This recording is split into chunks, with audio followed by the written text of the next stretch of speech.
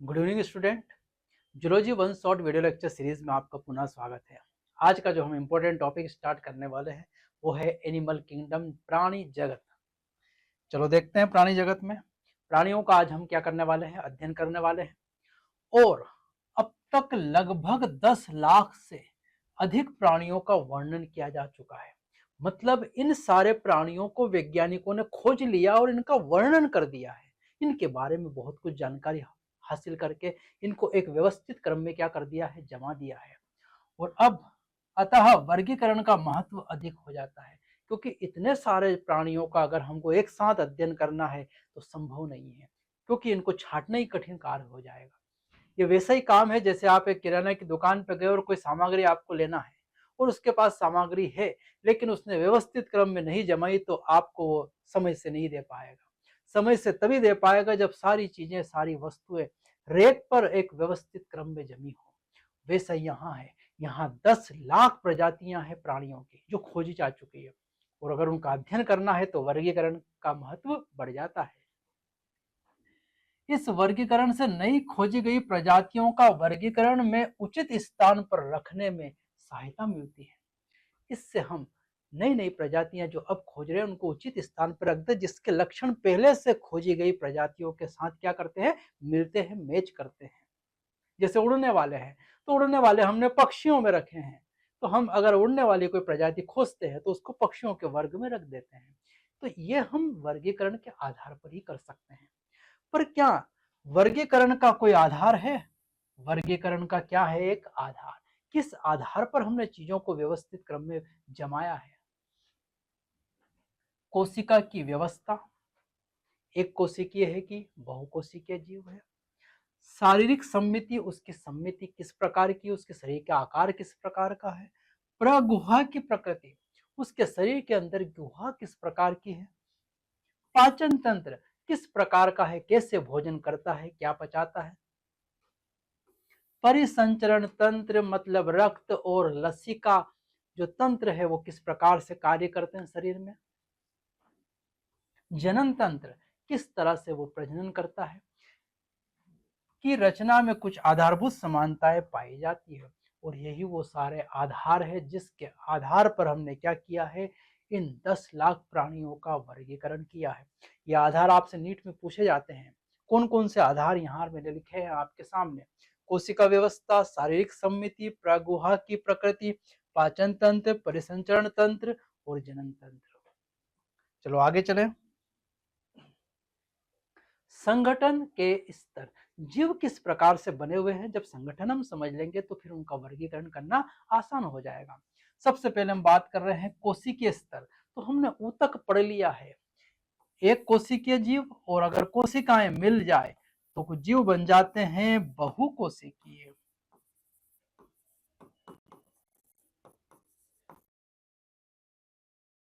कोशिकाओं का जो ये संगठन है इन्हें बहुकोशिकीय कहा जाता है। और कोशिकीय स्तर की बात करें तो ये जीव कैसे होंगे, बहुकोशिकीय प्राणी होंगे, एक कोशिका नहीं, शरीर के नाम पे कई सारी कोशिकाएं होंगी। और इन सारी कोशिकाओं में श्रम का क्या होगा, विभाजन। ये कोशिका का समूह एक कार्य करेगा, ये कोशिका का समूह दूसरा कार्य करेगा, मतलब श्रम का यहाँ क्या रहेगा, विभाजन। पर यहाँ एक सबसे काम की बात, ऊतक अनुपस्थित। हम पढ़ चुके हैं ऊतक की परिभाषा कि एक समान उत्पत्ति में की कोशिकाएं जिनके सब मिलकर एक समान कार्य करती हो उन्हें ऊतक कहा है। लेकिन यहाँ ऊतक अनुपस्थित है। बहुकोशिकीय जीव है लेकिन ऊतक क्या है, अनुपस्थित। बहुत सरल प्रकार के जीव है यहाँ के। और इसका बहुत ही महत्वपूर्ण उदाहरण आता है संघ पोरीफेरा। संघों का अध्ययन करने वाले हैं तो यहाँ पहला संघ कौन सा है, पोरीफेरा, जो कोशिकीय स्तर का है। बाकी पोरीफेरा संघ में हम डिटेल स्टडी करेंगे। अगला है ऊतक स्तर। कोशिक, ये जीव कैसे होंगे, बहुकोशिकीय प्राणी होंगे, और इनमें पहली बार क्या होगा, ऊतक उपस्थित। बहुकोशिकाएं जो है वो किसका निर्माण कर रही है, ऊतक का। लेकिन यहाँ ध्यान देने वाली बात, अंग अनुपस्थित है। अंग मतलब किडनी, वृक्क, फेफड़ा, हृदय, मस्तिष्क, आंख, नाक, कान, मुख, हाथ, पैर, ये सब क्या होंगे, अनुपस्थित। अंग अनुपस्थित है। और दो महत्वपूर्ण संघ रखे यहाँ पर सिलेंट्रेटा और टिनोफोरा। ये ऊतक स्तर के हैं संघ सिलेंट्रेटा और टिनोफोरा। बाकी डिटेल इनकी स्टडी आगे करने वाले हैं।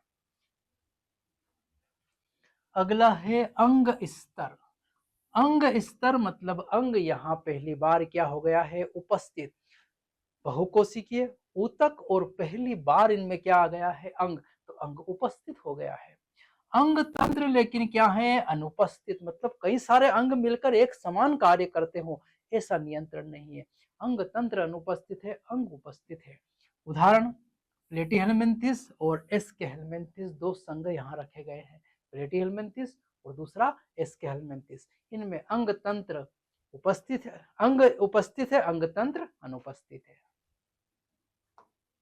अगला चले तो अंग तंत्र स्तर।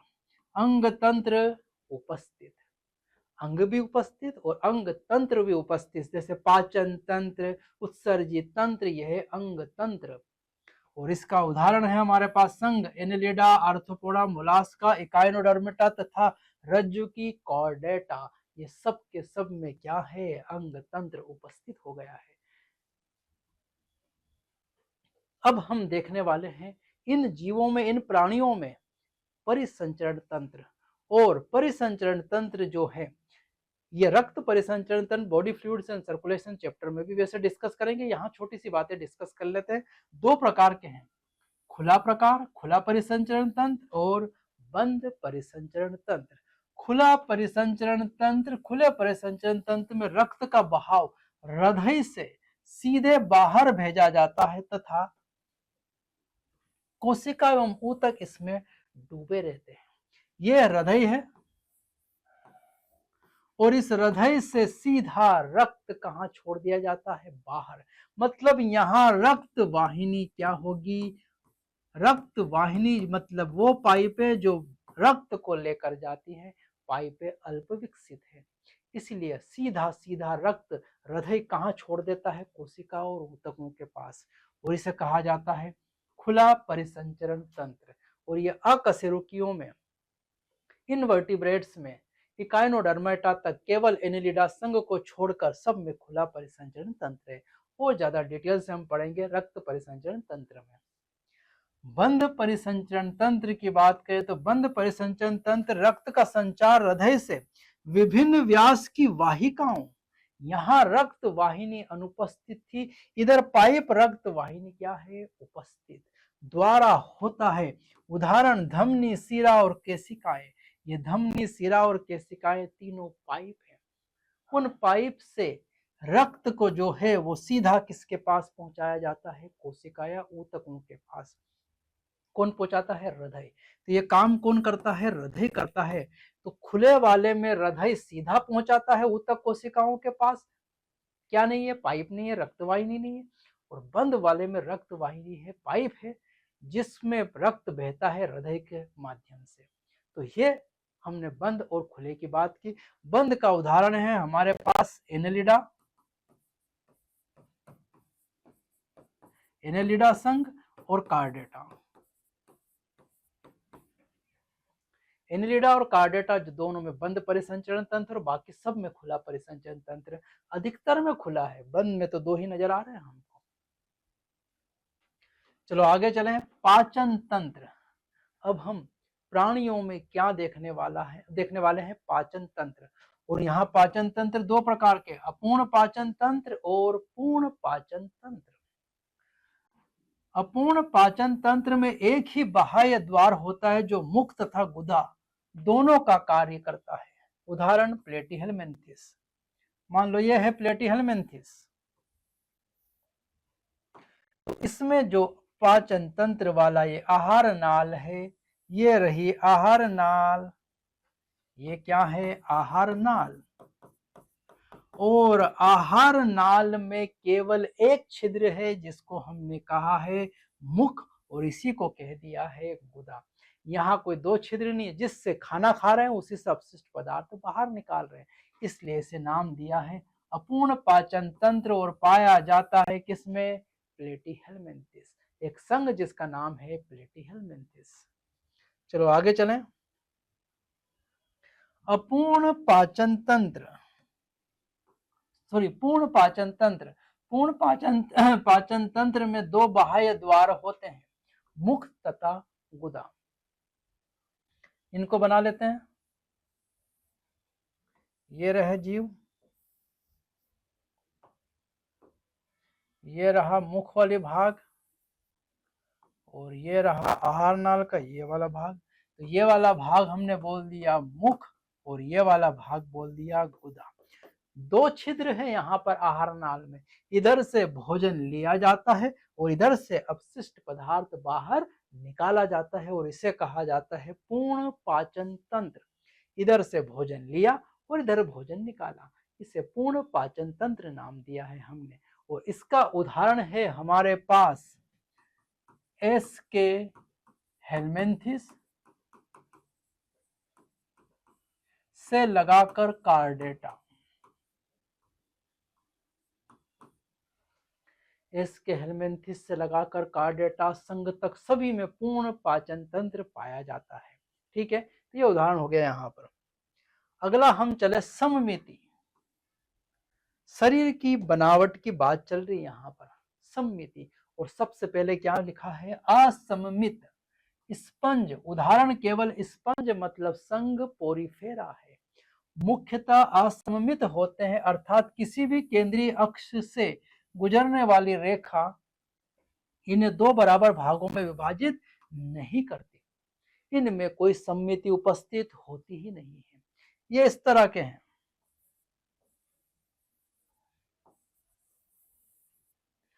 अब अगर मैं यहां से इसको इस तरह इस अक्ष पर काटूं तो क्या ये दो बराबर भाग में बटे? नहीं, बिल्कुल अलग अलग है। अगर मैं इस अक्ष पे काटूं तो ये भी दो भाग अलग बराबर भाग में नहीं बटा है।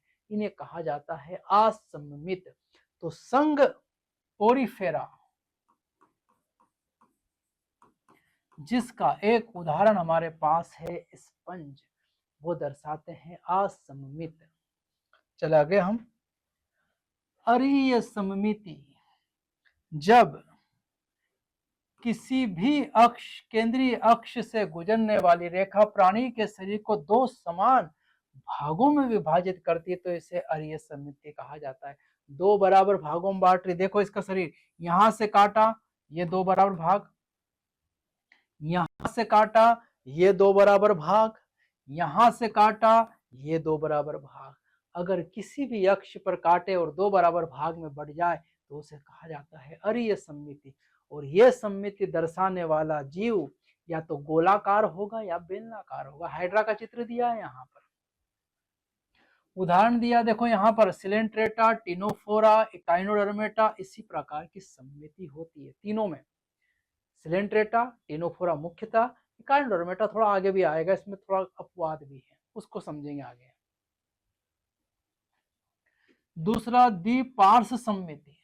एनेलिडा, आर्थ्रोपोडा आदि में एक ही अक्ष से गुजरने वाली रेखा द्वारा शरीर को दो समरूप दाएं और बाएं भाग में बांटा जा सकता है। इसे द्विपार्श्व सममिति कहते हैं।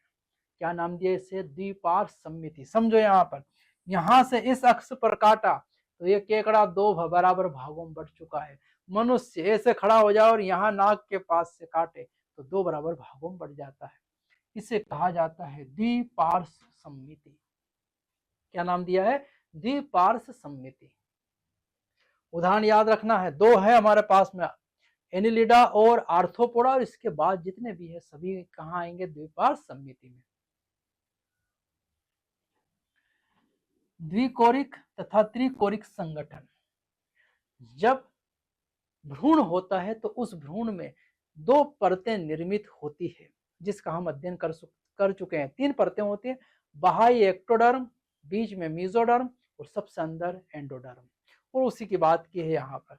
द्विकोरिक, जिन प्राणियों में कोशिकाएं दो भ्रूणीय स्तरों में व्यवस्थित होती है, यथा बाह्य एक्टोडर्म बाह्य त्वचा और आंतरिक एंडोडर्म अंतर त्वचा, द्विकोरिक कहलाते हैं।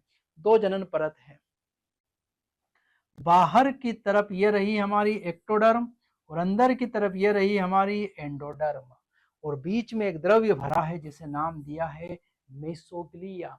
अभी मीजोडर्म का निर्माण नहीं हुआ और ऐसी समिति को कहा, ऐसे संगठन को कहा जाता है द्विकोरिक या डिप्लोब्लास्टिक। इनका शरीर में 2 जनन परतें हैं।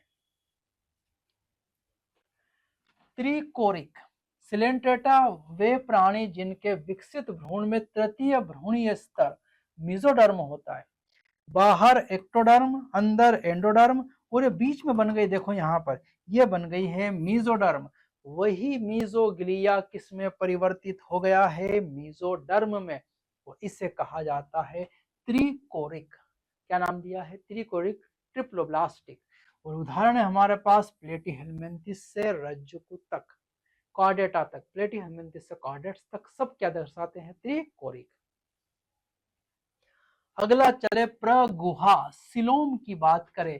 शरीर के अंदर वो गुहा जहां पर कई सारे अंग रखे हुए हैं, हमारे फेफड़ा, हृदय, किडनी, वृक्क, ऐसे अंग रखे हैं, उसे सिलोम कहा जाता है। तो यहाँ 3 प्रकार की सिलोम है। पहला अगुहीय, जिन प्राणियों में शरीर गुहा नहीं पाई जाती, शरीर गुहा नहीं है, उन्हें अगुहीय कहते हैं। जैसे हमारे पास उदाहरण है प्लेटीहेल्मिन्थिस, संघ प्लेटीहेल्मिन्थिस। ये देखो, ये वाला भाग है आहार नाल, ये आहार नाल, और यह शरीर की भित्ति है। इनमें कहीं भी आहार नाल और शरीर की भित्ति के बीच में कहीं भी गुहा उपस्थित ही नहीं है, इसीलिए इन्हें कहा गया है अगुहीय। और अगुहीय एसिलोमेट का एग्जाम्पल है प्लेटीहेल्मिन्थिस। क्या उदाहरण दिया है? प्लेटीहेल्मिन्थिस। अगला चले यहाँ पर कूटगुहीय। कुछ प्राणियों में यह गुहा मीजोडर्म से आच्छादित नहीं होती। मीजोडर्म से ये गुहा तो बन गई, देखो यहाँ पर ये गुहा दिख रही है, ये आहार नाल हमारी, ये रही आहार नाल, ये आहार नाल तो दिख रही है आपको यहाँ पर, लेकिन आहार नाल और शरीर की भित्ति में बीच में ये जो गैप दिख रही है, इसी को हम कहते हैं गुहा, सिलोम। लेकिन यहाँ पर समस्या है कि यह गुहा मेसोडर्म से आच्छादित नहीं है, ये मेसोडर्म से यहाँ पर लेयर नहीं बनी है, मेसोडर्म से पूरी तरह घिरी हुई नहीं है, बल्कि मध्य त्वचा मेसोडर्म बाह्य त्वचा एवं अंतस त्वचा के बीच बिखरी थैली के रूप में पाई जाती है, जिन्हें कूट गुहा कहते हैं। और इसे सीडोसिलोम कहते हैं, क्योंकि ये कहीं कहीं पे पाउच बन गए, ये मेसोडर्म के पाउच है, ये मेसोडर्म है यहाँ पर, तो मेसोडर्म के पाउच बन गए हैं और पूरे में ये मेसोडर्म आस्तरित नहीं है, इसलिए कूट गुहा है। और इसका एक महत्वपूर्ण उदाहरण है हमारे पास एस्के हेल्मिन्थिस। प्लेटीहेल्मिन्थिस अगुहीय, एस्के हेल्मिन्थिस कूट गुहीय। बहुत फेमस प्रश्न, कई बार पूछे गए प्रश्न है। अगला है प्रगुहीय। मेसोडर्म मध्य त्वचा से आच्छादित शरीर गुहा को देह गुहा, प्रगुहा कहते हैं, तथा इससे युक्त प्राणी को प्रगुही प्राणी कहते हैं। ये देखो यहाँ आ गई सिलोम, ये बाह्य है एक्टोडर्म, ये अंदर है, यहाँ पर दिख रहा है एंडोडर्म, और ये जो लाल रंग की दिख रही है, देखो यहाँ पर दोनों तरफ, ये है मेसोडर्म। और मेसोडर्म का अस्तर है, और ये जो गुहा बीच में बनी, इसी को क्या कहा है? प्रगुहा, सत्य देह गुहा। और सत्य देह गुहा कहां से कहां तक है? तो उदाहरण भी याद रखना है आपको, एनेलिडा से लगाकर कार्डेटा तक,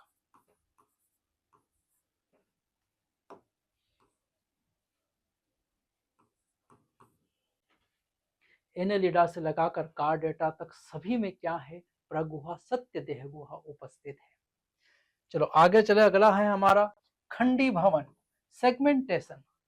शरीर बढ़ गया है खंडों में। जैसे हम केंचुए की बात करें, तो ये केंचुए का शरीर की अगर मैं बात करूं, यहाँ पर केंचुए का शरीर बना देता हूं मैं, ये खंड, ये दूसरा खंड, यह केंचुए का क्या है? शरीर। और केंचुए का शरीर जो है वो किस में बटा हुआ है? खंडों में। और यहां अगर हम देखें तो ये इसकी आहार नाल, ये मुख है, और ये इसकी क्या है? आहार नाल। तो कुछ प्राणियों में शरीर बाह्य त्वचा तथा आंतरिक दोनों ओर श्रेणीबद्ध खंडों में विभाजित है। पहला खंड, दूसरा, तीसरा, चौथा, पांचवा, जिनमें कुछ एक अंगों की क्रमिक पुनरावृत्ति होती है। कुछ एक अंग देखो, आहार नाल एक ही खंड में नहीं है, एक से अधिक खंडों में होती है। उस प्रक्रिया को कहा जाता है खंडी भवन सेगमेंटेशन। क्या बोला गया है? खंडी भवन या सेगमेंटेशन। उदाहरण के लिए केंचुए में शरीर का खंडी भवन होता है और यह विखंडावस्था मेटामेरिक सेगमेंटेशन कहलाती है। अंग्रेजी में इसको मेटामेरिक सेगमेंटेशन या हिंदी में कहा है विखंडावस्था। मेटामेरिक सेगमेंटेशन है ये। तो शरीर खंडों में बटा होता है, हमारा शरीर भी खंडों में बटा है। केंचुए से शुरुआत हुई है खंडी भवन की सेगमेंटेशन की। बाकी डिटेल स्टडी आगे, अभी इंट्रोडक्शन चल रहा है केवल। पृष्ठ रज्जु, इसको भी हम ज्यादा कार्डेटा में ही देखेंगे। सलाका रूपी पृष्ठ रज्जु नोटोकार्ड इस तरह से छड़नुमा होती है। मेसोडर्म से उत्पन्न होती है जो भ्रूणीय परिवर्तन विकास के समय पृष्ठ सतह में बनती है। ये हमारी अधर सतह और ये हमारी पृष्ठ सतह, और पृष्ठ सतह में बनती है नोटोकार्ड, जो आगे जाकर वर्टिबल कॉलम रीढ़ की हड्डी में क्या हो जाती है? परिवर्तित हो जाती है। तो जो हमारी रीढ़ की हड्डी है वो नोटोकार्ड ही है, पृष्ठ रज्जु है, पृष्ठ सतह पर बनती है। पृष्ठ रज्जु युक्त प्राणी को रज्जु की कार्डेट्स कहते हैं, और जिनमें ये होती उन्हें क्या कहा है? कार्डेट्स। तथा पृष्ठ रज्जु रहित प्राणी को अरज्जु की नॉन कार्डेट्स कहते हैं। कार्डेट्स उन्हीं को कहते हैं जिनमें ये रज्जु की नोटोकार्ड है, और जिनमें नहीं है उनको नॉन कार्डेट्स कहा जाता है। ये वर्गीकरण है। तो ये हम सबको आगे डिटेल में स्टडी करना है। अब हम चलते हैं इसके बाद प्राणियों का वर्गीकरण देखने वाले हैं। अभी तो हमने सिर्फ जनरल इंट्रोडक्शन देखा है। अब हम देखते हैं प्राणियों का वर्गीकरण। जंतु वर्गीकरण की अब शुरुआत करेंगे। संघ, हम संघों का यहाँ पर अध्ययन करने वाले हैं, लेकिन हम जंतु जगत की बात करने वाले हैं। तो यहाँ हमने सबसे पहले जो एक चार्ट दिया एनसीईआरटी ने, वो है प्राणी जगत। हम जो सारी बात करने वाले हैं वो प्राणी जगत की करने वाले हैं। और प्राणी जगत जो है वो जगत हमारा कौन सा है? एनिमेलिया। कैसे जीव होंगे? बहुकोशिकीय। इससे पहले आप बोटनी वाले पोर्शन में पढ़ते हो 5 जगत वर्गीकरण। इसमें से ये जगत जो हम शुरू कर रहे हैं वो है प्राणी जगत, एनिमेलिया किंगडम की बात कर रहे हैं। यहाँ पर यहाँ के सभी जीव कैसे होंगे? बहुकोशिकीय होंगे। यूकेरियोट्स बहुकोशिकीय। संगठन के स्तर, कैसा शरीर का संगठन होगा? या तो कोशिकीय स्तर के होंगे या फिर ऊतक अंग या अंगतंत्र स्तर के होंगे। इनकी बातें हम पहले ही कर चुके हैं। इंट्रोडक्शन में मैंने बताया था कोशिकीय स्तर में अगर हम देखें तो एक ही संघ रखा है, कौन सा? पोरीफेरा। पोरीफेरा कोशिकीय स्तर का है, बहुकोशिकीय जीव है, ऊतक अनुपस्थित है। इधर चले ऊतक अंग और अंग तंत्र में फिर दो भाग किए हैं, अरीय सम्मिति और द्विपार्श्व सम्मिति। सम्मिति में मैंने बताया था 3 प्रकार की थी वहां पर, असम्मित पोरीफेरा, अरीय सम्मिति और द्विपार्श्व सम्मिति। अरीय सम्मिति की अगर हम बात करें तो संघ इसमें 2 रखे हैं। नाइडेरिया सिलेंट्रेटा जो है, ये निडेरिया या सिलेंट्रेटा एक ही है, और दूसरा क्या है? टिनोफोरा। ये दोनों में सम्मिति कैसी है? अरीय सम्मिति। फिर अगर हम द्विपार्श्व सम्मिति की बात करें जो कि ऊतक अंग या अंगतंत्र से निर्मित होंगे, उसमें है बिना गुहा का अगुहीय। हमने प्रगुहा जो है वो 3 प्रकार की देखी थी वहां पर, अगुहीय, कूटगुहीय और प्रगुहीय या गुहीय। अगुहीय में केवल एक संघ आता है, प्लेटीहेल्मिन्थेस। सीडोसिलोमेट्स में कूट गुहा में एक संघ आता है, एस्केहेल्मिन्थेस। और सत्य देह गुहा में Annelida, arthropoda, Mollusca, Echinodermata, Hemichordata और कार्डेटा। ये सभी के सभी में क्या है? सत्य देह गुहा है। ये संघ वाइज इधर विवरण है। यही सारे संघ हमको अभी क्या करना है? पढ़ना है यहाँ से। ठीक है, ये एक इंट्रोडक्शन है चार्ट के माध्यम से, जिसको मैंने पहले बता दिया है। एक यहाँ इंपॉर्टेंट नोट दिया है कि काइनोडर्म में जीवन चक्र की अवस्थाओं के अनुसार अरीय व द्विपार्श्व सम्मिति पाई जाती है। दोनों सम्मिति पाई जाती है किसमें? इकाइनोडर्मेटा में। अरीय सममिति भी मिलेगी और द्विपार्श्व सममिति भी। कैसे मिलती है इसकी बात हम उसी के संग में करेंगे, ज्यादा अच्छा है आपके लिए। चलो अब हम संघ की शुरुआत करें तो सबसे पहला जो हमारा संघ उभर के आता है वो है पोरीफेरा। संघ पोरीफेरा। इस संघ के प्राणियों को सामान्यतः क्या कहा जाता है? स्पंज। स्पंज आपने देखा होगा, पानी में डुबाओ, छोटे छोटे छिद्र होते हैं और उन छिद्रों में पानी भर जाता है स्पंज में, फिर आप निचोड़ दो पूरा पानी निकल जाता है। क्योंकि ये जीव भी सामान्यतः स्पंज की तरह ही होते हैं, इनके शरीर में सूक्ष्म छिद्र पाए जाते हैं, इसलिए इनका नाम ही रखा है पोरीफेरा। सामान्यतः लवणीय और असममित होते हैं, इनमें कोई सममिति उपस्थित नहीं है। लवणीय है, जलीय है, जल में भी खारे पानी समुद्री पानी के होंगे। ये सबसे आद्य बहुकोशी के प्राणी है, सबसे पुराने कौन है? पोरीफेरा। आद्य बहुकोशिकीय प्राणी है, मतलब बहुत पुराने हैं ये। मतलब अगर हम जंतुओं की बात करें तो जंतुओं के दादाजी किसको कह सकते हैं? संघ पोरीफेरा। क्योंकि पोरीफेरा ही जंतुओं की शुरुआत है, इसलिए इसको हम आदि बहुकोशिकीय प्राणी कहा है। जिनका शरीर संगठन कोशिकीय स्तर का है। अभी हमने देखा था संगठन कैसा है? कोशिकीय स्तर का है। स्पंजों में जल परिवहन तथा नाल तंत्र पाया जाता है। बहुत ही महत्वपूर्ण लक्षण है। जल को बहने के लिए इनमें होता है नाल तंत्र। इनका जो शरीर होता है, ये अगर हम शरीर की बात करें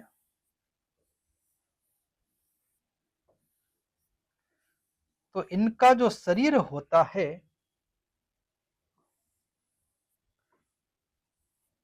यहाँ बड़ा सा छिद्र बना देता हूं मैं, ये इनका थोड़ा शरीर बना रहा हूं ताकि आपको चीजें और स्पष्ट रहे। यहां से इनका जो शरीर होता है उसमें पाए जाते हैं इस तरह के सूक्ष्म छिद्र। ये रहे सूक्ष्म छिद्र, और ये यहाँ पर जो दिखाई दे रहा है ये बड़ा छिद्र, जिसको हम नाम देते हैं ओस्कुलम। क्या नाम दिया है? ओस्कुलम। तो इनके ये सूक्ष्म छिद्र जो होते हैं, इससे जल जाता है शरीर के अंदर, और ये जो अंदर दिखाई दे रही है ये है नालियां। क्या है? नालियां। और इन नालियों में पानी बहता है शरीर के अंदर, इसलिए इसमें क्या होता है? नाल तंत्र। क्या पाया जाता है? नाल तंत्र है। नालियों में शरीर की क्या बहता है? यहाँ पर पानी बहता है, और ये जो पानी शरीर के अंदर जाता है बहकर, कहाँ जाएगा सारा जल? इसमें अंदर की गुहा में, और यहाँ से एक छिद्र, इन बारीक छोटे छिद्र को नाम दिया है आस्टिया, और इस बड़े छिद्र को नाम दिया है आस्कुलम। पतले पतले छोटे जो छिद्र हैं उन्हें ऑस्टिया कहा है, और बड़ा एक छिद्र जिसको ओस्कुलम। ओस्टिया से जल शरीर के अंदर जाएगा, ओस्कुलम से कहाँ आएगा? बाहर आने वाला है। सूक्ष्म रंध्र ऑस्टिया द्वारा शरीर के केंद्रीय स्पंज गुहा स्पोंजोसिल, ये वाला जो गुहा है इसको क्या नाम दिया है? स्पोंजोसिल में प्रवेश करता है, तथा बड़े रंध्र ऑस्कुलम, ये रहा बड़ा रंध्र हमारा, ऑस्कुलम द्वारा बाहर निकलता है। ये सब छोटे छिद्र से जल अंदर जाएगा और ऑस्कुलम से जल कहाँ आएगा? बाहर। जल परिवहन, यह रास्ता भोजन जमा करने, इससे भोजन भी जाएगा शरीर के अंदर, श्वसन करने, ऑक्सीजन भी जल के साथ घुलनशील अपशिष्ट पदार्थों को उत्सर्जित करने में सहायता करता है, और सारे अपशिष्ट पदार्थ इस ऑस्कुलम छिद्र से कहाँ आ जाएंगे? जल के साथ बाहर। तो तीन काम जल परिवहन तंत्र यहाँ करेगा। कौन कौन सा? भोजन, श्वसन, उत्सर्जन, और प्रजनन में भी सहायता करता है। आगे अगर बात करें तो कोइनोसाइट्स या कॉलर कोशिकाएं स्पंज गुहा तथा नाल तंत्र को स्तरित करती है। कोशिकाओं में पाचन होता है, अंतरा कोशिकीय है। यहाँ जो कोशिकाएं लगी हुई है ये इन्हें कहा जाता है कॉलर कोशिकाएं। क्या नाम दिया है? कॉलर कोशिकाएं। ये लगी होती है यहाँ कॉलर कोशिकाएं, इनको हम कहते हैं कॉलर कोशिकाएं। और ये कॉलर कोशिकाएं स्पंजोसिल गुहा में भी लगी होती है, और नालियों में, जहां जहां नालियां हैं नाल तंत्र, वहां भी लगी होती है, क्योंकि इनमें होते हैं फ्लैजिला, और वो फ्लैजिला पानी को क्या करते हैं? चप्पू जैसा चलाते हैं, धकाते हैं। तो ये स्पंजोसिल की जो गुहा है वो किससे आस्तरित है? कॉलर कोशिकाओं से। कंकाल शरीर को आधार प्रदान करता है, इनके अंदर कंकाल भी होगा और इनका कंकाल बना होगा कंटिकाओं और स्पॉन्जिन तंतुओं का बना होगा। किसका कंकाल बना होता है? कंटिकाओं, स्पिक्यूल्स और स्पॉन्जिन तंतु का बना होता है। ये तीन उदाहरण हमारे पास दिखाई दे रहे हैं यहाँ पर। पहला उदाहरण हमारा है साइकान साइफा, ये साइकान या साइफा। दूसरा स्पॉन्जिला और तीसरा यूस्पोंजिया। स्पॉन्जिला स्वच्छ जलीय स्पंज और यूस्पोंजिया बाथ स्पंज। इनके कॉमन नेम भी याद रखना है, साइकान साइफा, स्पॉन्जिलिया स्वच्छ जलीय स्पंज और यूस्पोंजिया बाथ स्पंज। नहाने जैसा है ये, बाथ जैसा, बाथ स्पंज, ये वाला बाथ स्पंज यूस्पोंजिया, और ये है स्पॉन्जिला और ये साइकोन या साइफा। साइकोन या साइफा, बाथ स्पंज और स्पॉन्जिला। ये हमारे पास तीन महत्वपूर्ण उदाहरण हैं जो एनसीईआरटी के डायग्राम से हैं। इनको भी पूछा जाता है। इनमें सूक्ष्म छिद्र दिख रहे हैं, इनको ओस्टिया, और बड़ा छिद्र जिसको क्या कहते हैं? ऑस्कुलम। चलो आगे चलें। इसमें स्पंज प्राणियों में नर और मादा पृथक नहीं होते हैं। यहाँ अभी नर मादा अलग अलग नहीं किया है कि नर अलग और मादा अलग, नर मादाओं को अलग अलग इनमें नहीं किया है। वह उभय लिंगाश्रयी होते हैं। कैसे होते हैं? उभय लिंगाश्रयी, मतलब नर जनन भाग और मादा जनन भाग एक ही में उपस्थित होंगे। अंडे तथा शुक्राणु दोनों एक द्वारा ही बनाए जाते हैं। उनमें अलैंगिक जनन विखंडन द्वारा और लैंगिक जनन युग्मकों द्वारा होता है। मतलब अंडाणु और शुक्राणु का निर्माण एक ही जीव करेगा और अलैंगिक जनन इनमें किसके द्वारा है? फ्रेगमेंटेशन, विखंडन, टूट टूट कर होने वाला है। और लैंगिक जनन इनमें किससे होगा? युग्मकों द्वारा होगा, अंडाणु और शुक्राणुओं के द्वारा होगा। निषेचन इनमें आंतरिक होता, शरीर के अंदर होगा। और परिवर्धन अप्रत्यक्ष होता है। अप्रत्यक्ष का सीधा मतलब है लार्वा की उपस्थिति में, जिसमें वयस्क से भिन्न आकृति की लार्वा अवस्थाएं पाई जाती है। मतलब इनमें भी क्या पाई जाती है? लार्वा अवस्थाएं। ये पूरा हमारा संघ था पोरीफेरा। जलीय जीव हैं, क्योंकि जीवन की उत्पत्ति जल में हुई, तो ये भी जलीय ही जीव है। चलो इससे आगे चले और हम अगला संघ हमारा देखें। संघ है सिलेंट्रेटा, निडेरिया, इनको और एक नाम दिया है संघ सिलेंट्रेटा। ये जलीय, अधिकांशतः समुद्री, स्थावर अवस्था अथवा मुक्त तैरने वाले सममिति प्राणी होते हैं। सममित प्राणी है और ये सममिति पाई जाती है इनमें, या तो स्थायी होंगे, एक जगह स्थायी रहेंगे, या फिर ये मुक्त रूप से तैरने वाले होंगे। और अधिकतर तो समुद्री होंगे, मीठे जल वाले कम होंगे, अधिकतर समुद्री होंगे। निडेरिया नामक इनकी दंश कोशिका निडोब्लास्ट या निमेटोसिस्ट से बना है। यह कोशिकाएं स्पर्शकों या शरीर में अन्य स्थानों पर पाई जाती है और दंश कोरक निडोब्लास्ट स्थिरक, रक्षा तथा शिकार पकड़ने में सहायता करता है। तो सिलेंट्रेटा का एक बहुत महत्वपूर्ण उदाहरण का चित्र बना रहा हूं मैं यहाँ पर, जिसको हम नाम देते हैं हाइड्रा। क्या नाम दिया है? हाइड्रा। ये मैंने इसको बोल दिया हाइड्रा।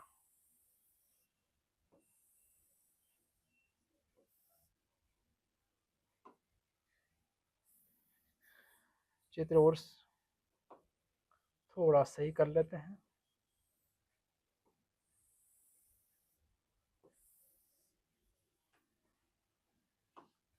शरीर में दो परत है, यहाँ पर दो परत बना दी मैंने। ये इसके टेंटेकल्स, और इन टेंटेकल्स में पाई जाती हैं ये रही दंश कोशिकाएं। चलो ये चित्र है किसका? हाइड्रा का। तो अब हम समझते हैं कि हाइड्रा में या सिलेंट्रेटा में क्या पाई जाती है? दंश कोशिकाएं, जिन्हें कहते हैं निडेरिया नामक दंश कोशिकाएं मिलती है इसके टेंटेकल्स में। स्पर्शकों में मतलब टेंटेकल्स पे क्या मिलती है? ये दंश कोशिकाएं मिलती है। और ये दंश कोशिकाओं का चित्र यहाँ दिख रहा है आपको, ये रहा दंश कोशिकाएं, ऐसे लगी होती है। ये शरीर के अंदर है, इसके टेंटेकल्स में है, और ये इस तरह इसका फ्लैजेला होता है। ये दंश कोशिकाएं जो है, ये चित्र किसका है? दंश कोशिका निडोब्लास्ट का है। इसके अंदर पाया जाता है यहाँ पर पॉइजन, जहर मिलेगा इसमें। ये किसी भी प्राणी को क्या कर सकता है, अपने शिकार को क्या कर सकता है, ये मूर्छित कर सकता है इस जहर के माध्यम से। तो इसमें एक दंश कोशिका और ये टेंटेकल की मदद से पकड़ भी लेता है, जकड़ने में भी काम करती है।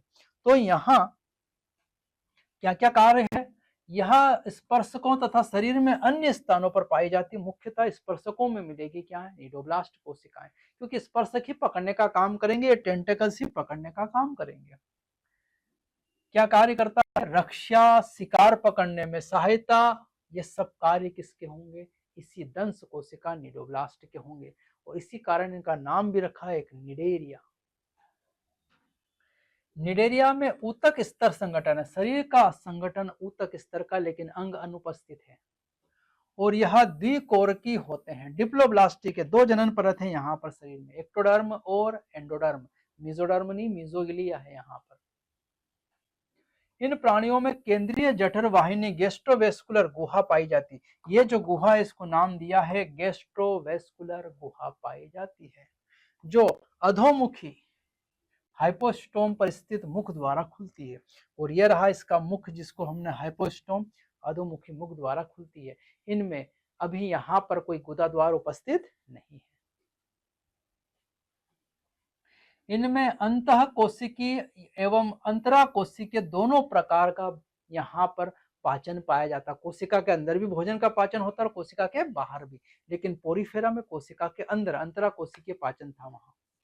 इसके कुछ सदस्य जैसे कोरल में calcium carbonate CaCO3, calcium carbonate से बना कंकाल पाया जाता है कोरल्स में। इसके कुछ सदस्य कोरल्स भी हैं। इनका शरीर दो आकारों पोलिप तथा मेडुसा में बनता है, और पोलिप स्थावर तथा बेलनाकार होता है।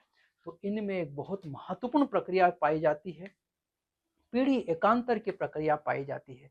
मतलब ये दो अपने रूप में मिलता है। कौन, ये संघ सिलेंट्रेटा के जीव कितने रूपों में मिलते हैं, दो रूपों में। दो रूपों में मतलब एक ही व्यक्ति दो रूपों में नजर आता है। जैसे आपने पिक्चर देखी होगी रब ने बना दी जोड़ी में शाहरुख खान दो रूप में मिलता है, एक बिल्कुल मॉडर्न व्यक्ति जैसा और एक सीधा साधा सरल व्यक्ति जैसा। ऐसे ही इसके भी दो रूप मिलते हैं, एक पॉलिप और एक मेडुसा। पोलिप वाला स्थावर मतलब स्थायी रूप है, उसका आकार कैसा है, बेलनाकार पोलिप का। और ये प्रजनन करता है अलैंगिक। कौन सा प्रजनन करेगा, अलैंगिक। ये किसमें रहेगा, पोलिप में। चलो चलते हैं यहाँ पर। एक हमारा ओरेलिया और एडेम्सिया। एडेम्सिया जो है ये वाला, बी वाला मतलब ये वाला एडेम्सिया जो है, इसमें होता है पॉलिप। एडेम्सिया पॉलिप का क्या है यहाँ पर उदाहरण। और दूसरा भाग है हमारा मेडुसा, मेडुसा ओरेलिया, जेलीफिश ये वाला। जेलीफिश ओरेलिया जो है इसमें मेडुसा फॉर्म है और ये पोलिप फॉर्म है। ये स्थायी फॉर्म है पोलिप वाला, और शरीर कैसा रहेगा, बेलना का।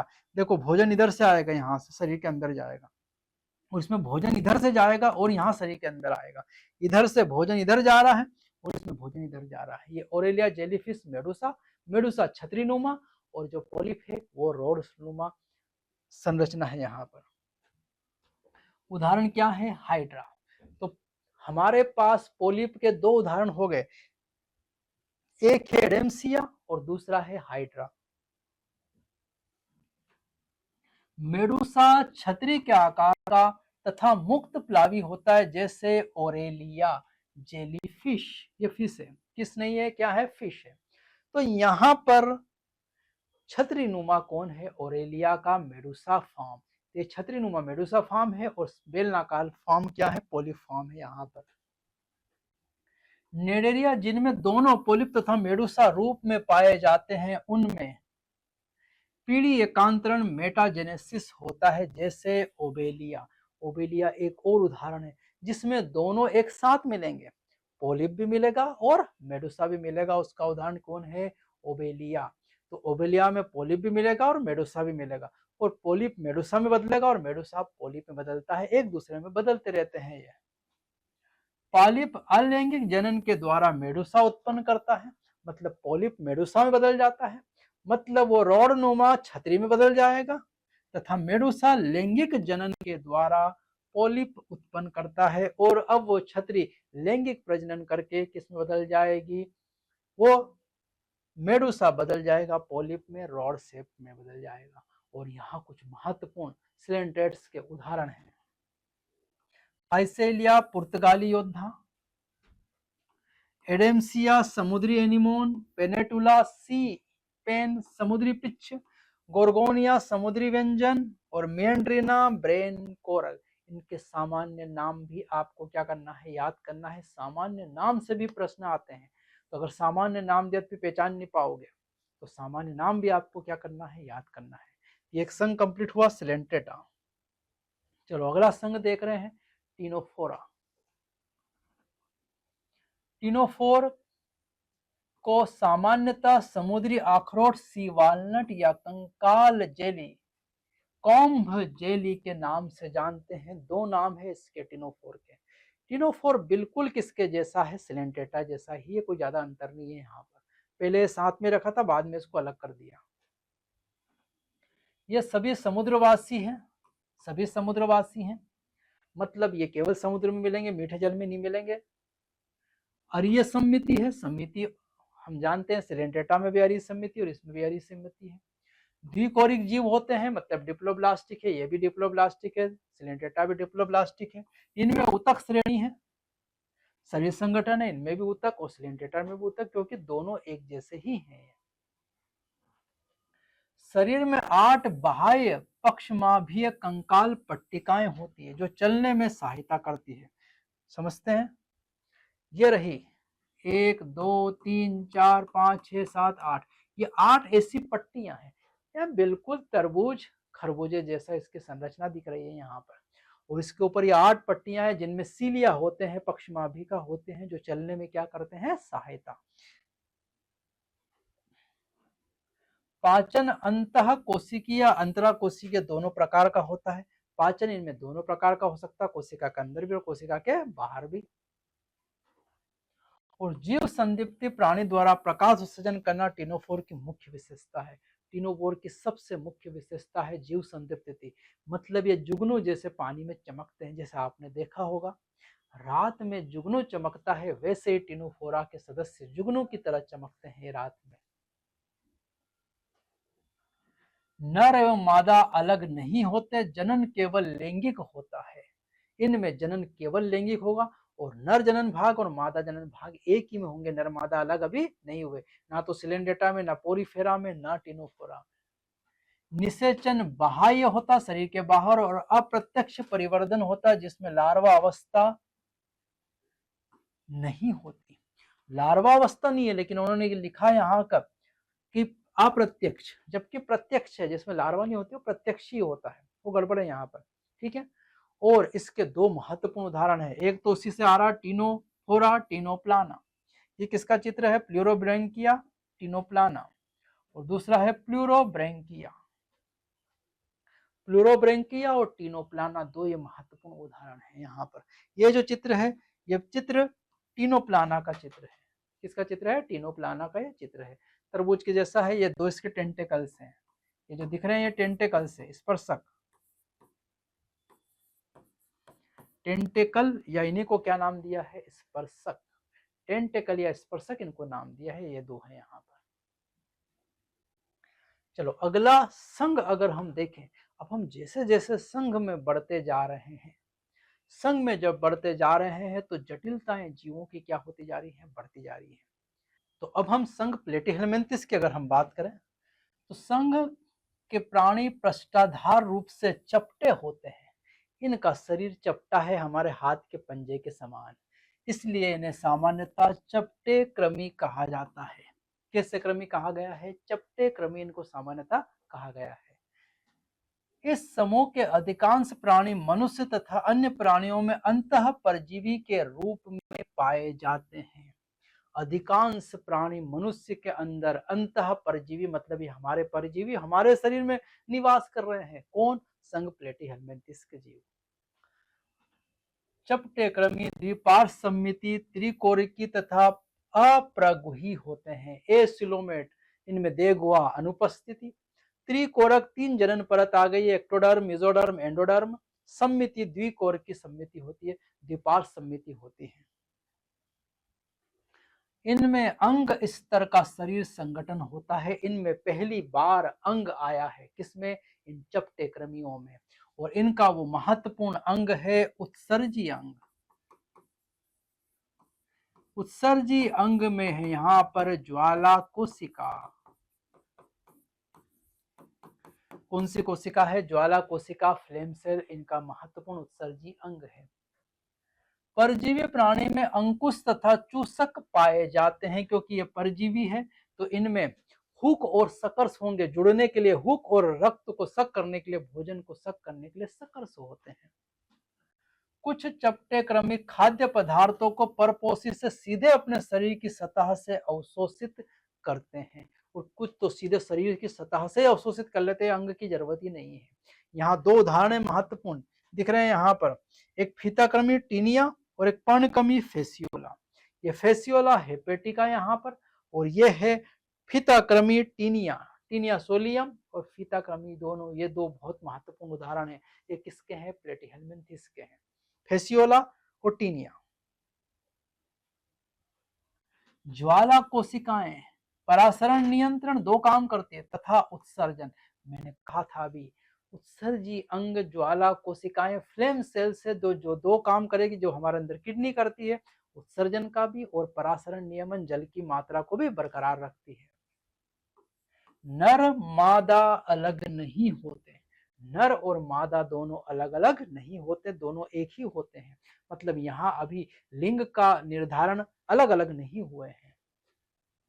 निषेचन आंतरिक होता है शरीर के अंदर, और परिवर्धन में बहुत सी लार्वा अवस्थाएं, यहाँ लार्वा पाए जाते हैं, लार्वा अवस्थाएं होती है।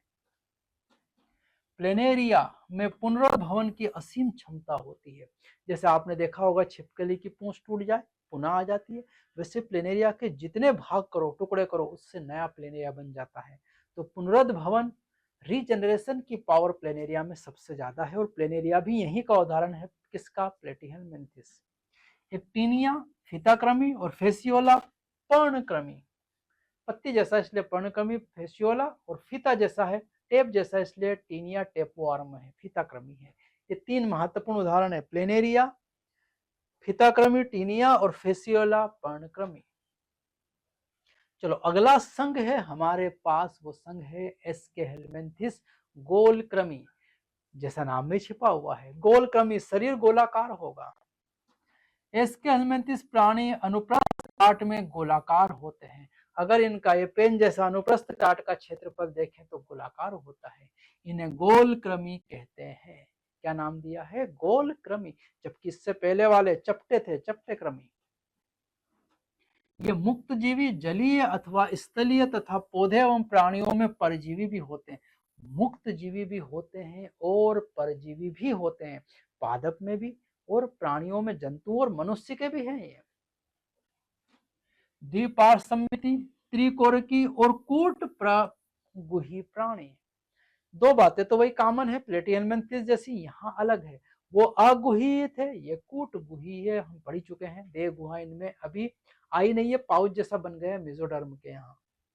इनका शरीर संगठन जो है वो अंग तंत्र स्तर का है, शरीर संगठन अंग तंत्र स्तर का। इससे पहले वाले अंग स्तर का था, अब इनमें आ गया है अंग तंत्र स्तर। आहार नाल पूर्ण होती है, मैंने बताया था अपूर्ण आहार नाल प्लेटीहेल्मिन्थिस में और पूर्ण आहार नाल एस्केहेलमिन्थिस में। मुख और गुदा द्वार दोनों है।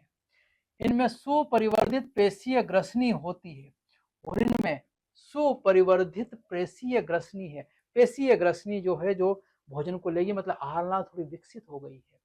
उत्सर्जन नाल शरीर से अपशिष्ट पदार्थों को उत्सर्जन रंध्र के द्वारा बाहर निकालता है। तो यहाँ उत्सर्जी अंग रेनेट सेल्स होती हैं, जो उत्सर्जी पदार्थ को शरीर से बाहर निकालती है। ये उदाहरण जो हमारे पास दिखाई दे रहा मेल फीमेल का, ये एस्केहेलमिन्थिस में गोलक्रमी। कौन है ये? गोलक्रमी, एस्केरिस का चित्र है। किसका है ये? एस्केरिस। ये नर है और ये मादा है, ये नर है और ये है मादा। और यहाँ नर और मादा दोनों क्या है, अलग अलग। मतलब पहली बार लिंग क्या हो गए हैं, अलग अलग। इससे पहले लिंग एक साथ चल रहे थे, यहाँ से नर अलग मादा अलग। और देखो मादा की लंबाई ज्यादा है नर से, पहली बात। और दूसरी बात कि नर की जो पूंछ है वो घुमावदार है, कुत्ते की पूंछ जैसी टेढ़ी है यहाँ पर, ये नर की पूंछ, इसकी पूंछ घुमावदार नहीं है। ध्यान रखना, सीधी हो सकती है, इसकी सीधी नहीं होगी, कुत्ते की दुम जैसी है ये। नर तथा मादा एक लिंगाश्रयी होते हैं, प्रायः मादा नर से बड़ी होती है।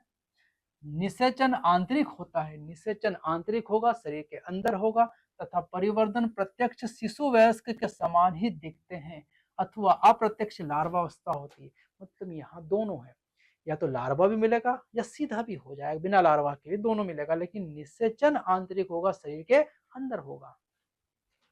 पहला उदाहरण एस्केरिस गोलक्रमी, वुचेरिया, फिलेरिया, एनसाइक्लोस्टोमा अंकुश, एनसाइक्लोस्टोमा अंकुश क्रमी। और ये वुचेरिया फिलेराइसिस, हाथी पांव रोग, ये इसी से होता है, वुचेरिया से। यहाँ पर है एस्केरिस से, एस्केरियासिस रोग जो है, ये दोनों रोग हम पढ़ चुके हैं उधर।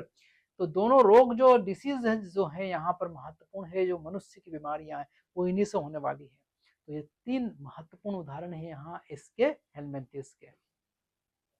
चलो अगला हमारा संघ है एनेलिडा। कौन सा संघ चल रहा है, एनेलिडा। और एनेलिडा संघ के प्राणी की बात करें तो जलीय, लवणीय, अलवणीय मतलब मीठे और समुद्री जल दोनों, स्थलीय भी हो सकते हैं, स्वतंत्र जीवी तथा कभी कभी परजीवी भी हो सकते हैं। अधिकतर स्वतंत्र जीवी होंगे लेकिन कभी कभी परजीवी होंगे, लेकिन प्लेटीहेलमिन्थिस और एस्केहेलमिन्थिस तो अधिकतर परजीवी होते हैं। अंग तंत्र स्तर के संगठन को प्रदर्शित करते हैं, अंग तंत्र आ गया है यहाँ पर, एक से अधिक अंग आ गए हैं। द्विपार्श्व सम्मिति पाई जाती है, अब सम्मिति द्विपार्श्व चलेगी, त्रिकोरक की है, 3 जनन परत है। पुनरावृत्ति, विखंडित खंडित, विखंडित खंडित, मेटामेरिक सेगमेंटेशन। यहाँ केंचुआ हमने देखा था खंडी भवन में, इनमें मेटामेरिक सेगमेंटेशन इनका महत्वपूर्ण लक्षण है एनेलिडा का। गुहीय प्राणी होते हैं और इनमें सत्य देह गुहा उपस्थित है। पहली बार सत्य देह गुहा किसमें आई है, संघ एनेलिडा में।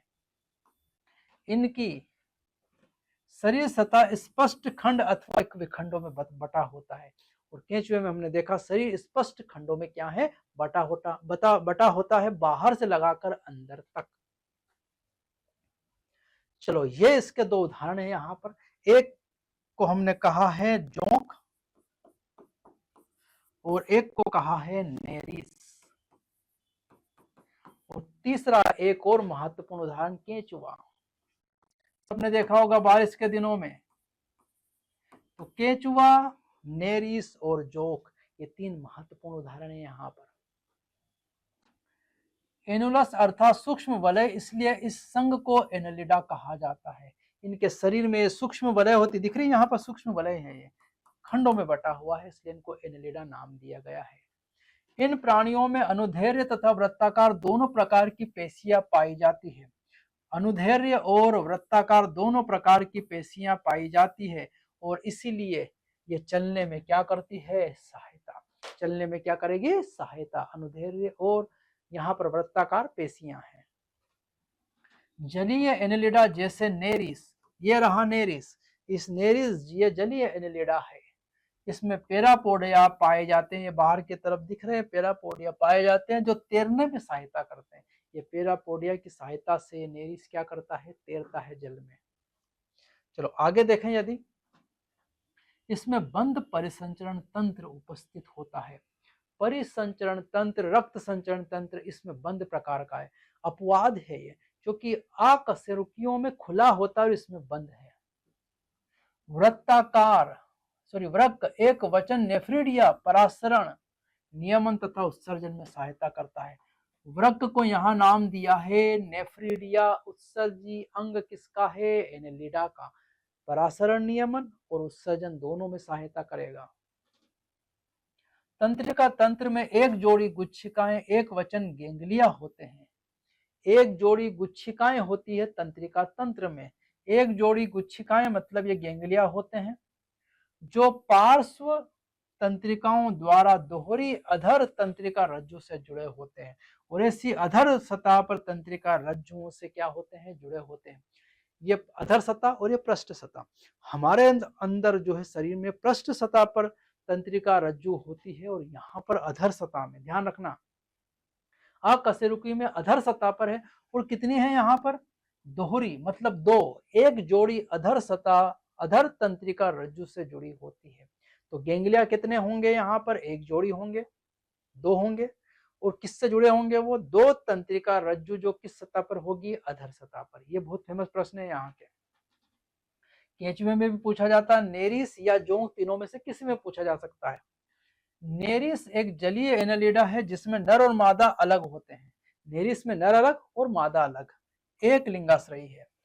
जबकि केंचुए और जोंक में नर और मादा पृथक नहीं होते। केंचुए में बता सकते नर कौन और मादा कौन, दोनों एक ही में होते हैं। नर जनन भाग भी और मादा जनन भाग भी, उभय लिंगाश्रयी है। जनन लैंगिक विधि द्वारा होगा, सेक्सुअल रिप्रोडक्शन होगा, इनमें एसेक्सुअल रिप्रोडक्शन नहीं होता। उदाहरण वही है, नेरिस पहला उदाहरण, फेरेटिमा पोस्टुमा केंचुआ और हिरोडिनेरिया रक्त चूसक जोंक, ये तीन महत्वपूर्ण उदाहरण है यहाँ पर। ये हमने अब संघ कंप्लीट किया है एनेलिडा। अगला जो हमारा संघ है वो है संघ आर्थ्रोपोडा। आर्थ्रोपोडा प्राणी जगत का सबसे बड़ा संघ है। इस जितने जगत हम पढ़ेंगे कार्डेटा तक, सबसे बड़ा संघ कौन सा है, आर्थ्रोपोडा, जिसमें हमने किसको शामिल किया है, कीट भी सम्मिलित है। और सारे जितने भी कीट है वो सब सम्मिलित कहाँ आते हैं, आर्थ्रोपोडा में। लगभग दो तिहाई जाति पृथ्वी पर आर्थ्रोपोडा ही है। अगर हम 3 खंडों में बांट दे पूरी पृथ्वी के जीवों को, कितने खंडों में बांटते, 3, पहला दूसरा तीसरा, 3 खंडों में सारे जीवों को बांट दे तो मतलब 33% आता है। तो 66% लगभग कौन मिलेंगे आपको, आर्थ्रोपोडा। क्यों, क्योंकि 2 तिहाई है, मतलब 3 हिस्से कर दे तो 2 हिस्से में अकेले में कौन आते हैं, आर्थ्रोपोडा के जीव आते हैं। इसलिए सर्वाधिक और सबसे बड़ा संघ कौन सा है, आर्थ्रोपोडा। इसमें अंग तंत्र स्तर का शरीर संगठन होता है। शरीर का संगठन तो कैसा है, अंग तंत्र स्तर का ही है, हम जानते ही हैं। संघ कहां से शुरू हो गया है, अंग तंत्र एस्केलमेंथिस से शुरू हुआ है। तथा द्विपार्श्व सम्मिति, सम्मिति इनमें कैसी है, द्विपार्श्व सम्मिति। त्रिकोरी की 3 जनन परत है, एक्टोडर्म, मेसोडर्म, एंडोडर्म, और विखंडित तथा प्रगुही प्राणी है। इनमें शरीर खंडों में बटा हुआ है और सत्य देह गुहा इनमें क्या है, उपस्थित। आर्थ्रोपोडा का शरीर काइटिन बाह्य कंकाल से ढका रहता है। इनके शरीर के अंदर कोई अस्थि या उपास्थि उपस्थित नहीं है, पर इनके शरीर को जो कंकाल प्रदान करता है, बाह्य कंकाल, वो कौन प्रदान करता है, काइटिन। ये बहुत फेमस प्रश्न है। काइटिन इनके बाह्य कंकाल का क्या करता है, रचना। और इनका शरीर 3 खंडों में बटा हुआ है। शरीर में 3 भाग है, सिर, वक्ष तथा उदर में विभाजित होते हैं। चलो इनको देख लेते हैं। जैसे एक मैं छोटा सा हल्का फुल्का यहाँ चित्र बना रहा हूं, यह है इनका चित्र की बात करें हम, और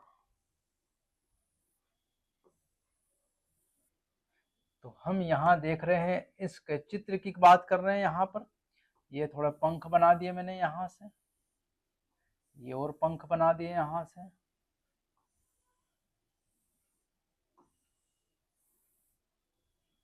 और ये रही आंखें इनकी। अब थोड़ा सा और हम इसमें ये लगा दिए इधर एंटीना, और टांगे लगा देते हैं। अब हम इनमें अब टांगे बना दे हम, ये टांगे लगा दी इसमें।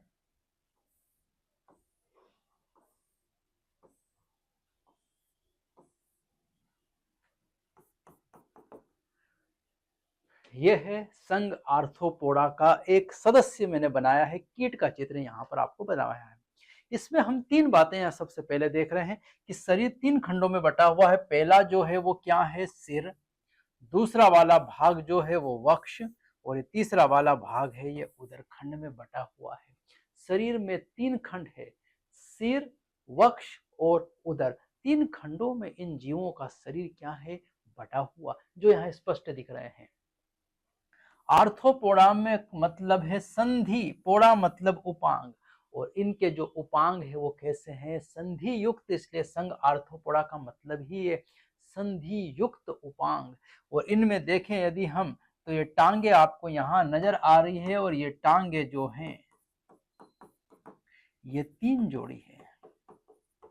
तो संघ आर्थोपोडा के जीवों में जो टांगे यहाँ नजर आ रही है, कीट में वो कितने जोड़ी है, 3 जोड़ी टांगे हैं।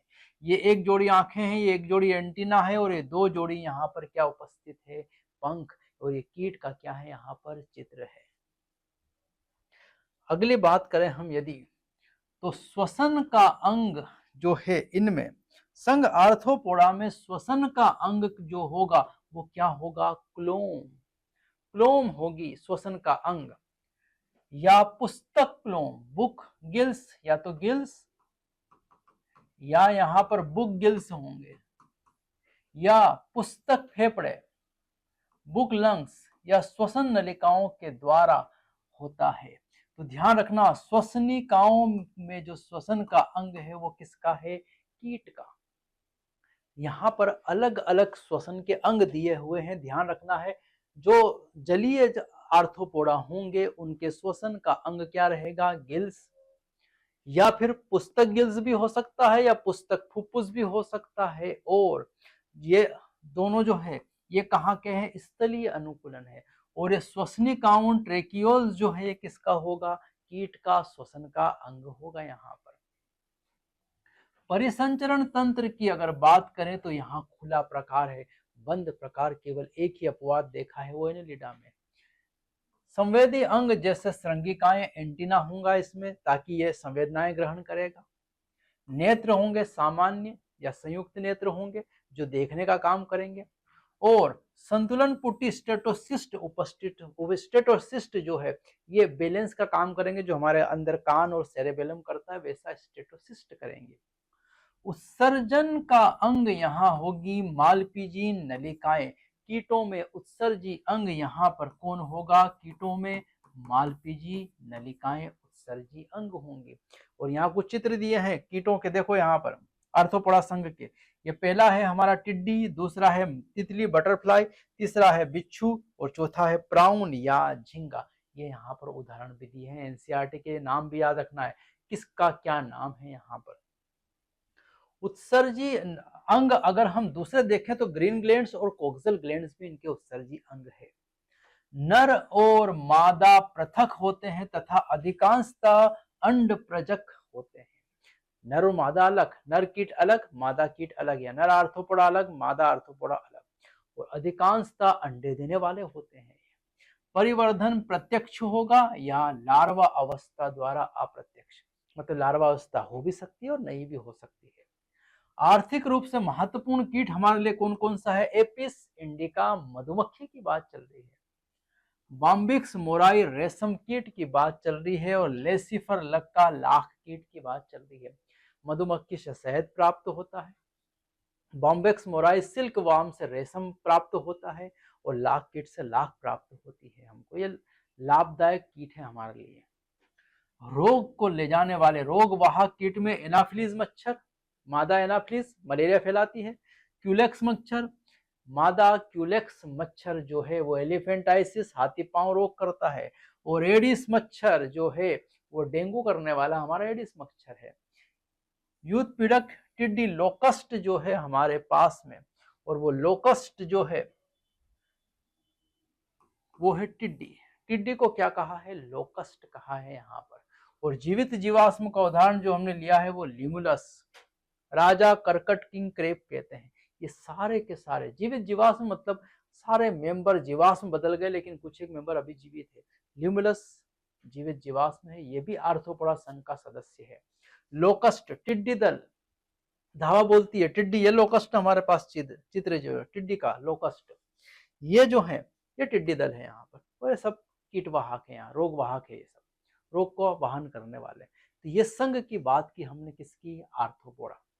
चलो अगले संघ की तरफ हम चले, तो अगला संघ हमारा है मोलास्का, कोमल शरीर वाले प्राणी। इनका शरीर कैसा है, कोमल है, इनका शरीर कोमल है। मोलास्का दूसरा सबसे बड़ा प्राणी संघ है। पहले नंबर पर हमने किसको रखा है, आर्थ्रोपोडा को, और दूसरे नंबर पर संघ में किसको रखा हमने, मोलास्का को। ये प्राणी स्थलीय या जलीय, जमीन पर भी रह सकते हैं, जल में भी, लवणीय समुद्र में, या अलवणीय मीठे पानी में भी रह सकते हैं, ये सब जगह। अंग तंत्र स्तर का संगठन वाले होते हैं, इनमें भी अंग तंत्र स्तर का संगठन है शरीर में। और द्विपार्श्व सम्मिति, वही सारी बातें जो हम करते आए, द्विपार्श्व सम्मिति, त्रिकोणीय की 3 जनन परत और प्रागैव सत्य देह गुहा, इनमें भी क्या है, उपस्थित। शरीर कोमल परंतु कठोर कैल्केस कवच से ढका रहता है। अगर इनके शरीर की बात करें हम, ये छोटा सा चित्र बना रहा हूं मैं हल्का फुल्का यहाँ पर,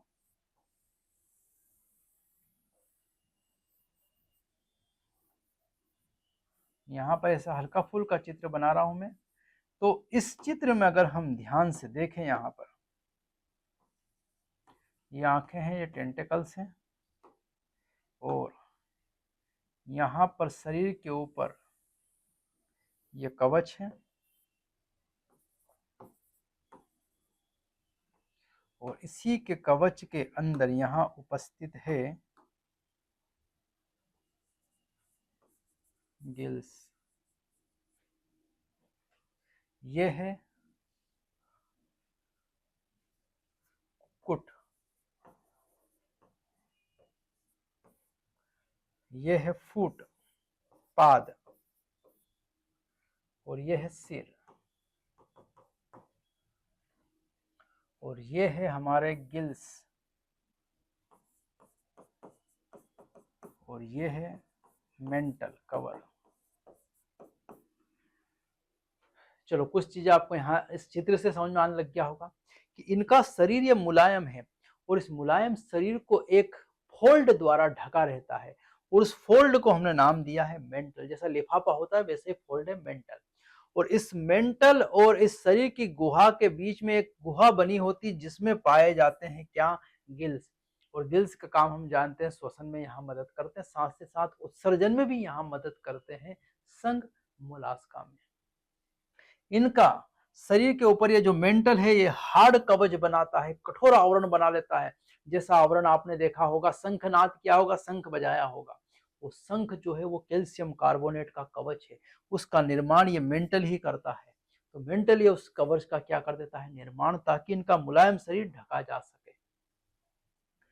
इनका शरीर अखंडित होता है, खंडों में नहीं बटा होता है, जिसमें सिर है, पेशीय पाद है, ये पेशीय पाद है, तथा अंतरंग कुक्कुट होता है, ये कुक्कुट विसरल हम्प कुक्कुट होता है। यहाँ पर त्वचा की नरम तथा स्पंजी परत कुक्कुट के ऊपर प्रवार बनाती है, और त्वचा बहुत नरम होती है, मुलायम होती है, और जो ऊपर की तरफ किसका निर्माण करती है, मेंटल का लिफाफे के समान। आगे बात करें, कुक्कुट तथा प्रवार के बीच में मेंटल, ये मेंटल है, प्रवार मतलब यहाँ पर मेंटल के बीच में एक स्थान पर प्रवार गुहा कहते हैं, और इसे मेंटल कैविटी कहा, ये गुहा कहा मेंटल कैविटी, प्रहार गुहा या मेंटल कैविटी कहा है। और जिसमें पंख के समान क्लोम मतलब गिल्स पाए जाते, जो श्वसन एवं उत्सर्जन दोनों में सहायक है। श्वसन और उत्सर्जन दोनों में सहायक है कौन, गिल्स। श्वसन भी करते हैं और उत्सर्जन भी करते हैं। सिर पर संवेदी स्पर्शक पाए जाते हैं, और इनके सिर पर ये संवेदी क्या है, स्पर्शक भी पाए जाते हैं, सेंसेशन करने के लिए एंटीना है ये। और मुख में भोजन के लिए रेती के समान एक घिसने का अंग पाया जाता, जिसे कहा जाता है रेड्यूला। क्या नाम दिया है, रेड्यूला, मुख में भोजन को चबाने के लिए। और यहाँ देखो, शंख का उदाहरण है मोलास्का का, पाइला का उदाहरण है सेब घोंगा कहते हैं पाइला इसको, यही शंख है हमारा। और ये ऑक्टोपस, डेविल फिश, शैतान मछली, ऑक्टोपस से आप जानते होंगे, ये दोनों उदाहरण कहाँ के हैं? संघ मोलास्का के। रेती जिहा रेडुला कहते हैं सामान्यतः नर और मादा पृथक होते हैं और मोलास्का में भी नर अलग और मादा अलग है तथा अंड प्रजक होते हैं, अंडे देने वाले होते हैं। परिवर्धन सामान्यतः लार्वा के द्वारा होता है, इनमें भी लार्वा अवस्था उपस्थित है। और इस संघ मोलास्का के महत्वपूर्ण उदाहरण देखने जाएं तो पायला सेब घोंगा, शंखनाद वाला, पिंगटाड़ा, मुक्ता सुक्ति, पिंगटाड़ा वल्गेरिस, और ये जो पिंगटाड़ा इसी के अंदर से मोती निकलता है, मोतियों की माला वाला। सीपिया किसको नाम दिया है? Cuttlefish, Loligo, squid, octopus, बेताल मछली या शैतान मछली भी कहते हैं, ऑक्टोपस, डेविल फिश। एप्लेसिया समुद्री खरगोश के नाम से जाना जाता है और डेंटेलियम हाथी दंत, हाथी दांत डेंटेलियम कहा जाता है इसको। और कीटोप्ल्यूरा काइटान इसका क्या रखा है? नाम। ये सारे उदाहरण हैं, उनके सामान्य नाम भी आपसे पूछे जाते हैं जो आपको याद करना है। ये संघ कंप्लीट हुआ मोलास्का। अगला संघ हम देख रहे हैं इकाइनोडर्मेटा। संघ कौन सा है? इकाइनोडर्मेटा सलयुक्त प्राणी है, मतलब इनके शरीर पर कांटे मिलेंगे, सलयुक्त प्राणी है। मोलास्का का शरीर मुलायम था, इनके शरीर के ऊपर क्या मिलेंगे? कांटे।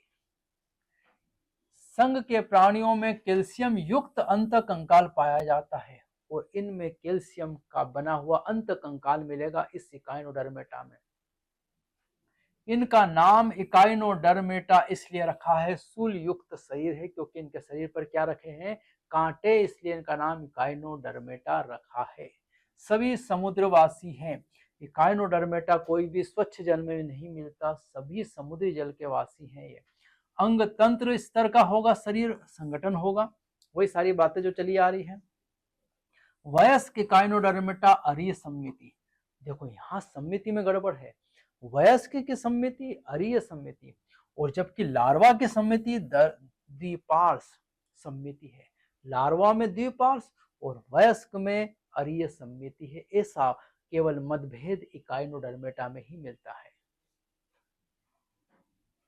सब त्रिकोरी की 3 जनन परत वाले और सत्य देह गुहा वाले प्राणी ये होते हैं संघ इकाइनोडर्मेटा के जीव, और जिनका एक फेमस उदाहरण जानते हैं स्टारफिश, तारा मछली, और दूसरा यहाँ पर है भंगुर तारा, ब्रिटल स्टार, ये जो है 5 भुजाओं वाले हैं इनका शरीर, और ये है इकाइनोडर्मेटा।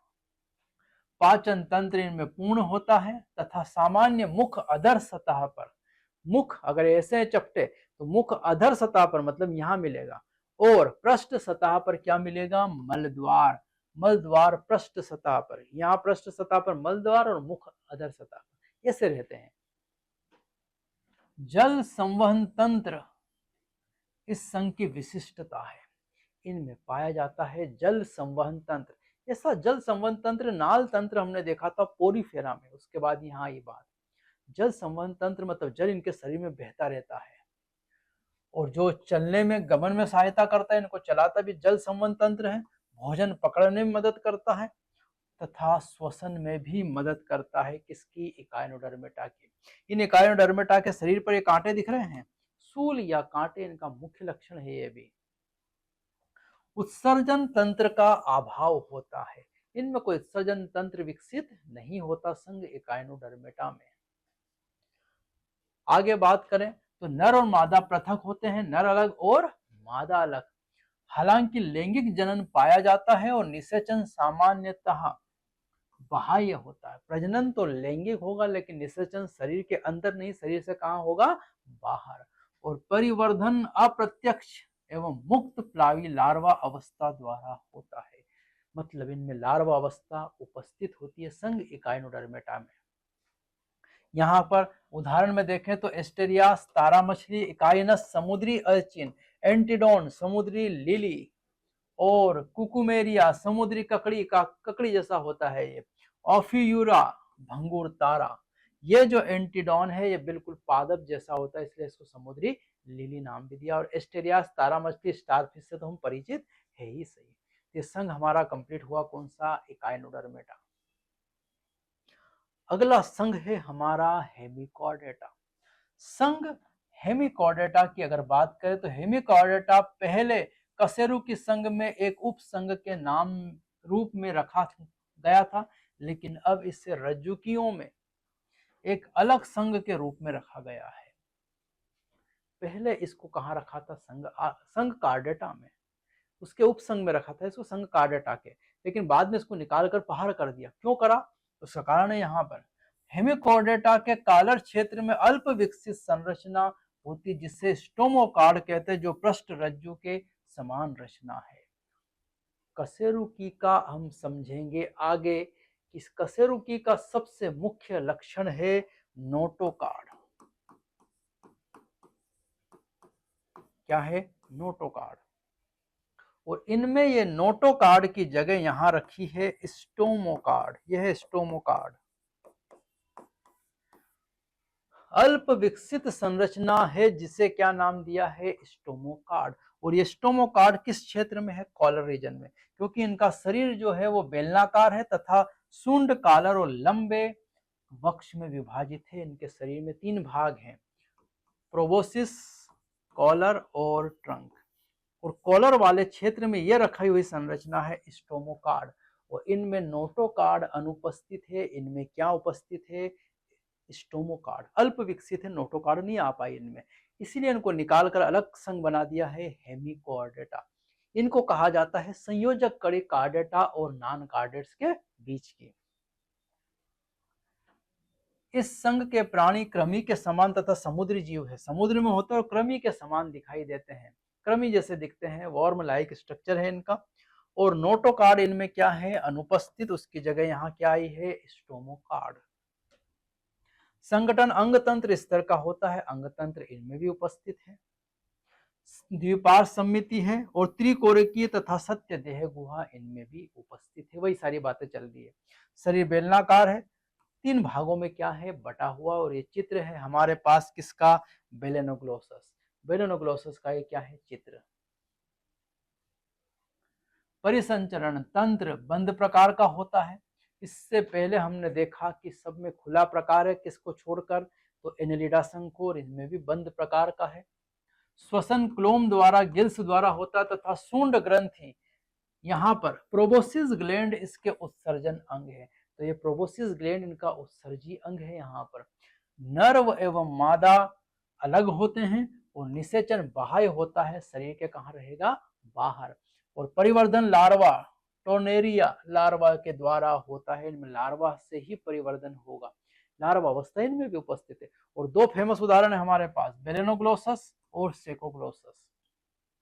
बेलेनोग्लोसस टंगवॉर्म भी कहा जाता है और दूसरा उदाहरण है सेकोग्लोसस। ये 2 मुख्य उदाहरण है हमारे किसके? ये 2 उदाहरण है संघ हेमिकॉर्डेटा के। तो ये हमने अभी जो समझा है, ये पूरा हमने इनवर्टिब्रेट्स या नॉन कार्डेट समझा है। अब अगला जो संघ हमारा चालू होगा वो कार्डेट्स संघ से हम स्टार्टिंग करने वाले हैं।